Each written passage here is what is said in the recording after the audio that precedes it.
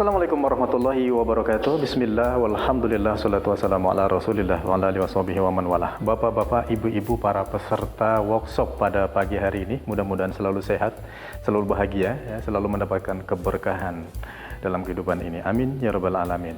Bapak-bapak, ibu, para peserta semuanya, semoga hari ini menyenangkan ya. Ya, kali ini saya akan membagi sebuah pengalaman saya di mana ketika saya membuat satu video untuk media pembelajaran, yang mana video itu nanti akan menjadi bahan menyampaikan materi, yaitu materi seperti pada saat ini. Ya, baiklah ibu-ibu, kita mulai saja untuk lebih memanfaatkan waktu ya. Jadi media pembelajaran ini ketika membuatnya ada 3 tahapan yang harus kita jalankan, yaitu yang pertama adalah praproduksi, yang kedua adalah produksi, dan yang ketiganya adalah pasca produksi. Baiklah, kita langsung saja langkah awal, yaitu praproduksi. Untuk praproduksi ada beberapa yang perlu kita lakukan, yaitu diantaranya yang pertama adalah menentukan ide atau gagasan ya. Bapak Ibu para peserta semuanya, bahwa ide ini itu hadir biasanya secara sengaja maupun secara tidak sengaja. Mengapa bisa seperti itu? Kadang-kadang ide yang datang secara sengaja, tentunya ide itu datang dari pemikiran kita sendiri. Itu biasanya bagi orang-orang yang memang sudah mampu atau sudah biasa untuk mencari ide-ide. Atau dia itu memang sudah terbiasa atau banyak idenya, biasanya langsung muncul begitu saja. Tetapi kadang-kadang orang bingung, ide apa yang harus kita lakukan? Ide apa yang harus kita nanti terapkan untuk membuat video pembelajaran ini. Nah, itu kita butuh untuk eksplorasi ide. Kita mencari, kita explore ya dari beberapa sumber, misalnya dari YouTube atau dari video demand yang terdapat di website-website pendidikan seperti itu. Biasanya itu banyak sekali contoh-contohnya. Ketika kita sudah mendapatkan ide tersebut, maka langkah selanjutnya adalah kita menyusun naskah. Nah, kenapa harus menyusun naskah? Karena naskah ini nantinya itu akan digunakan sebagai guide kita untuk memproduksi video pembelajaran. Naskah ini akan mempermudah kita. Jadi, nanti video pembelajaran itu di dalam kita membuatnya itu akan lebih terukur, lebih terarah, lebih teratur. Jadi tidak akan lari kemana-mana. Begitu juga di dalam naskah itu terdapat materi-materi yang nanti akan kita sampaikan. Jadi lebih sistematis nantinya di dalam kita menyampaikan materi tersebut. Jadi di dalam naskah tersebut itu ada bentuk-bentuk cara penulisan naskah.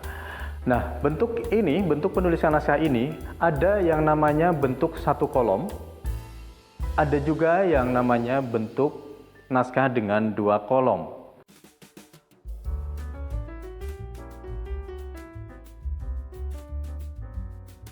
Kita akan menggunakan naskah dengan 2 kolom. Nah, ini ketika saya membuat naskah dari video pembelajaran yang sedang Anda saksikan ini. Jadi di sana terdapat kolom-kolom, yaitu kolom nomor, kemudian kolom video, dan kolom audio. Jadi nanti ketika Bapak Ibu membuat video pembelajaran, ketika membuat naskah, bentuk seperti ini, dan di kolom audio ini adalah kolom di mana di situ berisi tentang materi-materi yang akan Bapak Ibu sampaikan. Nah, di samping dari kolom audio yaitu kolom video, lurus sejajar itu kita nanti deskripsikan sesuai dengan materi yang sedang kita sampaikan tadi. Deskripsikan gambarnya seperti apa, dan nanti visual atau video itu nanti kita gunakan untuk sebagai guide. Ketika editing, itu akan kita kasih gambar-gambar sesuai dengan deskripsi yang ada pada naskah. Baiklah Bapak Ibu para peserta semuanya, setelah kita selesai membuat naskah tadi, maka langkah selanjutnya kita masuk kepada tahap produksi. Nah, di dalam produksi tersebut nanti kita akan ada beberapa langkah yang kita lakukan. Yang pertama adalah rembuk naskah. Yang keduanya, kita menentukan tim produksi. Yang ketiga, casting. Yang keempat, hunting. Yang kelima, crew meeting. Dan yang keenam adalah selanjutnya, ini yang paling penting adalah pengambilan gambar atau shooting. Nah, untuk rembuk naskah tentunya karena kita sendiri ya sebagai sutradara, sebagai pemain, sebagai kameramen, sebagai audioman, semuanya kita cover seluruhannya oleh kita, maka rembuk naskah ya hanya kita sendiri ya. Hanya kita sendiri yang tahu dan hanya perlu kita saja. Dan itu bisa kita abaikan. Nah, kemudian menentukan tim produksi ya. Apabila kita memang sanggup untuk melakukan semuanya, kita tidak perlu lagi menentukan tim produksi karena timnya kita sendiri. Seperti saya, ini sekarang ini, di dalam membuat video pembelajaran ini, saya lakukan sendiri semuanya. Dari mulai produksi, membuat naskah, sampai dengan pasca produksi, saya lakukan sendiri. Nah, kemudian kita lakukan casting. Untuk apa casting lagi? Karena objeknya adalah kita sendiri. Artisnya kita sendiri, hostnya kita sendiri, ya. Oke, hunting tentunya kita perlu hunting nanti kalau misalnya kita memerlukan lokasi tersendiri atau kalau misalnya kita membutuhkan bahan-bahan di mana bahan tersebut adanya di suatu lokasi tertentu, kita perlu hunting ya, atau izin dan sebagainya itu kita perlu. Kalaupun kita tidak hunting secara langsung, tentunya kita bisa mencari sumber-sumber lain, misalnya dari YouTube atau dari sumber-sumber lain, website atau internet sebagai sumber materi kita yang lain. Nah, tentunya tidak ada masalah karena ini bukan untuk komersial. Oke, selanjutnya setelah hunting kita selesai, kita tentukan lokasinya, maka selanjutnya kita melakukan crew meeting. Karena krunya kita sendiri, ya kita lakukan krunya ya dengan diri kita sendiri. Kita bicara dengan diri kita sendiri, konsep apa yang harus kita lakukan, konsep apa yang harus kita jalankan. Seperti itu. Tahapan produksi yang terakhir adalah kita mengambil gambar. Nah, ini Bapak-bapak, Ibu-ibu, para peserta semuanya. Di sini saya akan memperlihatkan persiapan saya di dalam pengambilan gambar. Baik, sebelum kita mengambil gambar, kita persiapkan dulu alat-alatnya. Untuk pengambilan gambar yang sekarang ini, saya menggunakan beberapa alat. Yang pertama adalah handphone. Peralatan yang kedua adalah clip-on wireless. Peralatan yang ketiga adalah tripod. Apabila lokasi terlalu gelap, kita juga bisa menggunakan lampu. Handphone ini tentunya saya pergunakan untuk pengambilan gambar, untuk merekod gambar, untuk merekod sekaligus audionya. Dan untuk clip-on wireless ini saya gunakan langsung nanti untuk mengambil audio dari saya sendiri agar terdengar lebih jelas. Karena kalau tidak menggunakan clip-on ini, maka suara saya terlihat jauh.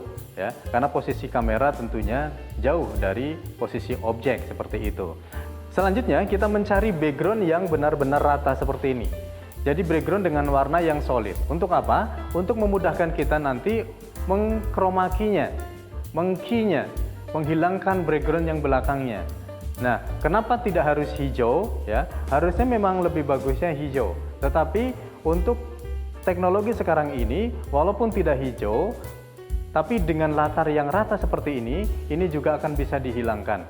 Ya, ada teknologi AI, dia itu mendeteksi human ya, mendeteksi dari tubuh manusia, sehingga tubuh manusia ini bisa di-crop sedemikian rupa sehingga yang terekspos hanya tubuh manusianya saja, sedangkan backgroundnya hilang. Nah, kenapa kita mencari background yang solid seperti ini agar memudahkan menghilangkan background yang nantinya background tersebut kita akan ganti dengan animasi-animasi atau gambar-gambar yang kita perlukan sesuai dengan narasi kita, sesuai dengan materi yang kita sampaikan. Dan background ini nanti kita hilangkan di dalam aplikasi ketika kita melakukan proses pasca produksi, yaitu editing. Nanti saya akan perlihatkan aplikasi apa yang bisa untuk menghilangkan background ini ya. Selanjutnya kita akan lakukan persiapan untuk pengambilan gambar atau syuting.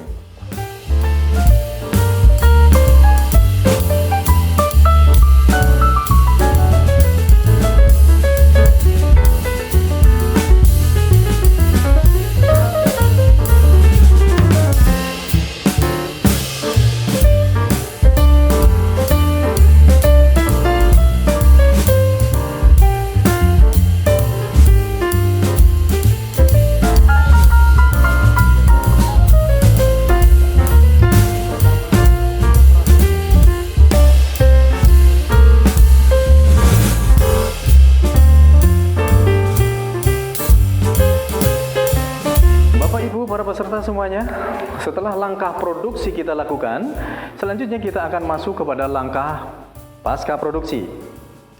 Kegiatan-kegiatan dalam pasca produksi ini secara umum meliputi editing, mixing, preview, uji coba, revisi, dan distribusi. Setelah kita melakukan proses produksi yaitu pengambilan gambar tadi, selanjutnya kita lakukan proses editing.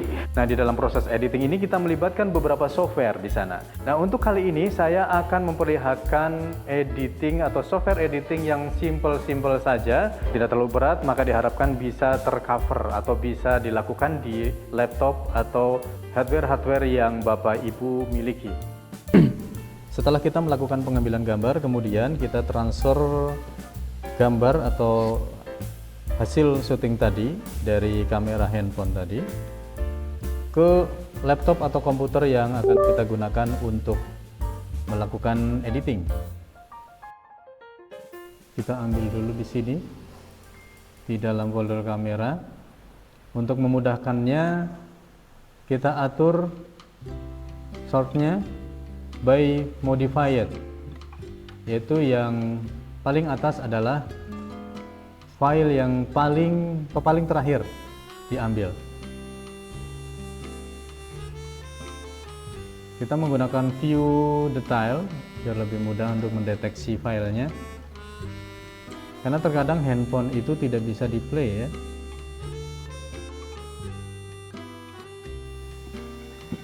Nah, ini kita identifikasi. Kebetulan saya mengambil gambar itu tanggal 17, maka kita lihat di sini yang tanggal 17. Kita copy saja semua yang tanggal 17.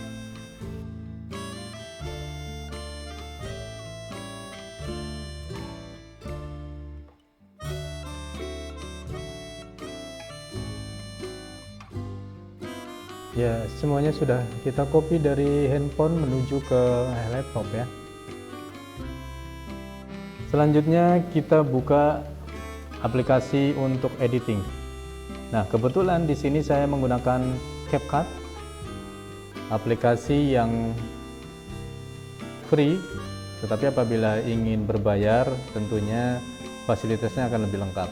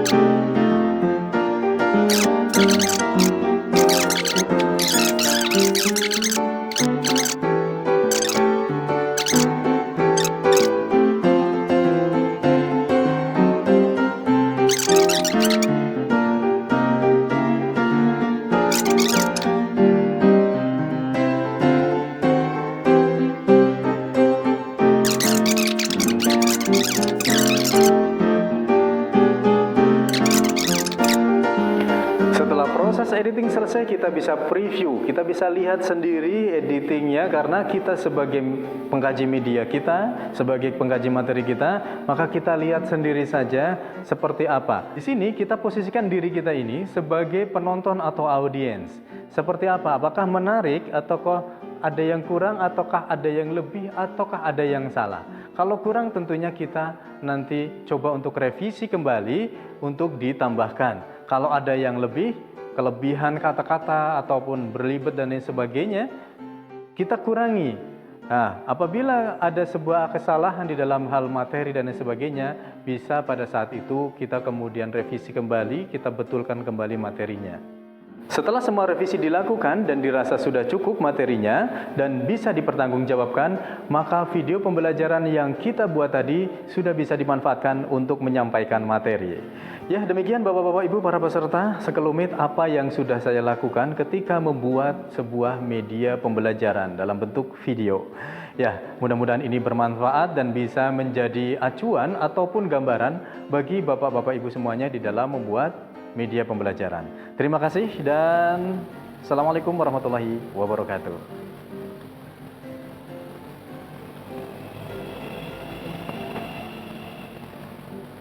Hei, disuruh nyampein materi malah Oh ya, tidur. Bapak-bapak Ibu demikian materi. Udah.